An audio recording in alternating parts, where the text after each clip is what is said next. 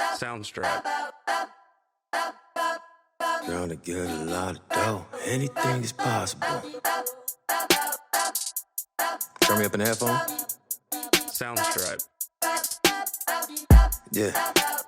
Trying to get a lot of dough and dirt through all the obstacles, cause anything is possible. Yeah. Oh man, I got a lot of goals. Stack that bread and by my nose. Anything is possible. Yeah. Trying to get a lot of dough and dirt through all the obstacles, cause anything is possible. Oh man, I got a lot of goals. Stack that bread and by my nose. Welcome back to the XandOSports Show. I'm your host, Ricky D. Stanley. I hope everybody is doing well because I am doing well. My hurricanes are terrible, just like the trash at the bottom of a trash can. You know that little juice? That's what my Miami Hurricanes are. But my Phillies, yes. I know you guys have been the faithful followers the last 2 seasons. My Phillies, it's been mediocre, but we are in the World Series, doggone it. Yes, we're in the World Series. I'm excited. We ain't been in the World Series since 2008. We went to the playoffs in 2011, and it's been up and down like this the entire time since then. I'm going to go ahead and tell you right now, I've been waiting a long time. We got some things to talk about and cover, but we talk about my Phillies first. So, like I said, I think we made the playoffs in 2011. I think we got past the wild card, but we got finished before that. After that, I will have to say we had a couple seasons in between there that was like mid, we was trash, and it was like okay. But like I said, we paid Bryce Harper $300 million, and I will go on record and say, yes, I was very critical of him. We paid him 13 years, $300 million for bats. He's okay in the field. He's not trash. But we needed bats. Now he got the MVP last year. Great, but we still ain't make the playoffs. I can't pay you all that money, and you don't make it to the playoffs. Yes, I was upset. But guess what? We're in the playoffs. So I was like, okay, well, at least we made the playoffs. Because last year, I think we had like 80 wins. But the Braves and the Mets were, I think, better than we were. So, we had to short man out. But this year we made it 2, and we made it count. We made it count. Everybody's like, oh, you guys made it to the playoffs. But, you guys are really not going to get past the first round. Yes, we did get past the first round. And also, we made it past the second round. So, the fact that we made it past the second round and now we're in the World Series, it makes it that much more important for us to finish this Cinderella story because we were kind of left for dead. We had a couple games. I think somebody put a 20-piece on it this year. It looked real bad. The fact that the Washington Nationals won without Bryce the year that we got him kind of questioned the decision for us to get Bryce for 13 years, $300 million. But I had to trust the process. No, I didn't trust it. I'm looking like, hey, I want to win now. I've been waiting a long time. And this is our opportunity. I don't know who is actually we're playing against here. I think the Yankees, that series has one more game. So I don't really care who we play. I feel like we could beat anybody at the moment. But moving on. I feel like if you play or you watch sports, these type of moments is what you've been waiting for. It's what you've been waiting for. Like I said, and I would like to, if I could possibly, if I don't go poor doing it, I would like to go and actually watch one of the World Series games. I may not cover it live, but I'll tell you about my experience if I can make it. The first game is this Friday. So hopefully I can make one before this series is up. These type of moments you need to take advantage of if you're a Phillies fan or any type of fan. Because you may not be able to see this again, ever. Just ask the Browns and the Detroit how this feels. So, moving on to the NFL, which is a good segue. My Eagles have a bye. So what does that mean? We have one more week of being undefeated. Yes, we do. And I think with my Eagles, this is one of those special seasons, kind of like the Phillies. We just start off a little hotter. I think that we can do great things this year. Now, I'm not going to say, hey, we're going to win the championships because we went 6-0. I seen the Broncos, I think it was like 2008, 2009. They went like 8-0 and ended up going 8-8. Kind of stunk, right? Jay Cutler. So, only bad thing about this season is that we're doing well, but so are the Giants and the Cowboys. I think the Giants maybe only lost one game. Excuse me. That pass rush is actually pretty scary. But I think that we can beat them. Reason being because we play very balanced. I love what we are doing on week in and week out. Goodness gracious. With the actual running game. We're very balanced. We're running it downhill. We're hitting the edges. We're going a couple traps just in case, if you get a little too aggressive, and then we're going to play action. What Smith and Brown are doing on those outsides are miraculously. Smith showing I ain't never scared like Bone Crusher. A.J. Brown is like, hey, you going to have to deal with me. And if you don't give me your number one corner, I'm going for 150 in the first half on you. As Detroit. So like I said, I think that we can do big things. Only thing that I need is for my defense just to fix the little things. I'm not saying you guys are playing bad. You're giving me good pass rush. We're stuffing the run. But we'll give up a 3rd and 20 on a random week. And I'm looking like you got to be a 3rd and 20. First of all, there are not enough plays to give up a 3rd and 20. Maybe like a underneath 2-man screen. And they'll get 2 blocks and the guy get 20 yards. Makes me very, very upset because you played hard. You got a holding penalty.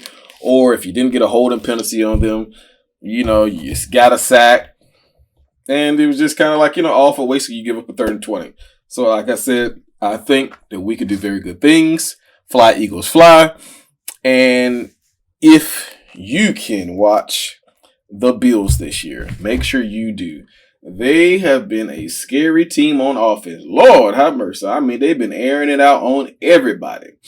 I gave my doubts about the quarterback from the Bills.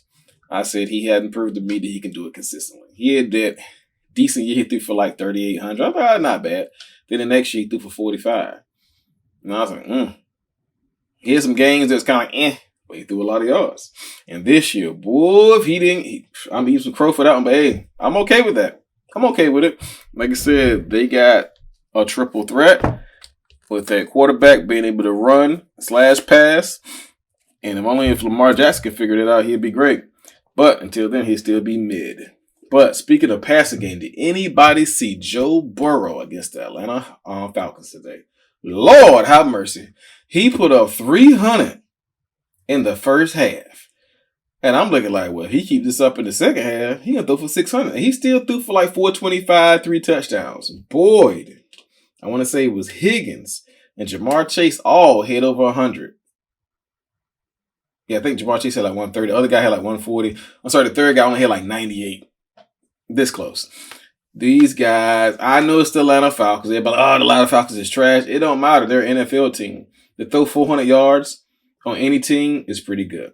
Joe Burrow, if they could do that more consistently, I think they would be the second most dangerous offense in the NFL. Not just the AFC, in the NFL.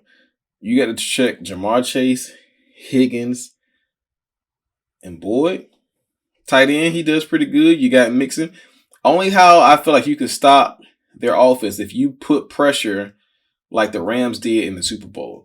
You got to put pressure on that offensive line because if you give Joe time, he's going to air it out on anybody. But if he gets a lot of pressure and he can't get the ball off, you can turn him. He can turn the ball over, just like the first half.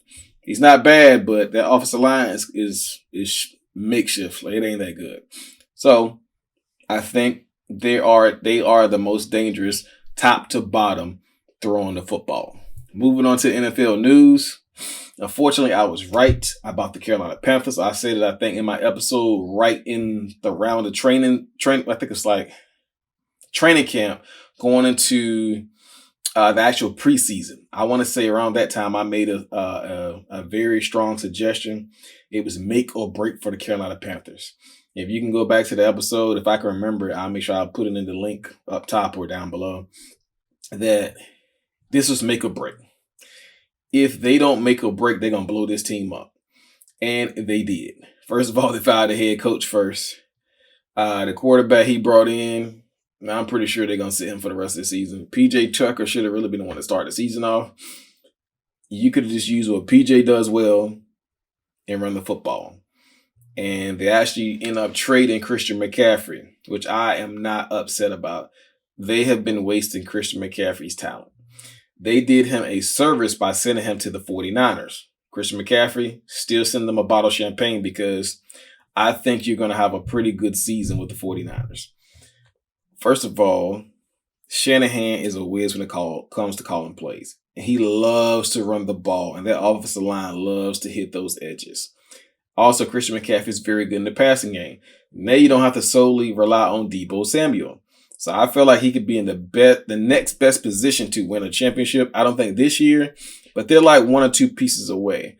And that quarterback, I'm not going to say his name, number 5, I don't think he is the future. You're better off sticking and extending Jimmy G until you can find a guy in the draft. I told you guys he was trash before he got drafted. I'm telling you now. He was hot garbage, and he's the juice at the bottom of a trash can. He is terrible. He didn't play in 2020, and he played with 1AA ball, which is, not a terrible league to play in. But you can't go number 2 overall or number 3 overall and not perform. I mean, he can't even hit people open when he ain't being pressured. That's terrible. What did you work on all last season and this season? Good Lord, son. Work on your feet work. I mean, he got a decent arm. That option read stuff is only going to work for about 6 to 8 weeks. After people have a couple bye weeks, they ain't feeling that. They're going to start teeing off on you. They can start walking safeties down and daring you to, I should throw the ball.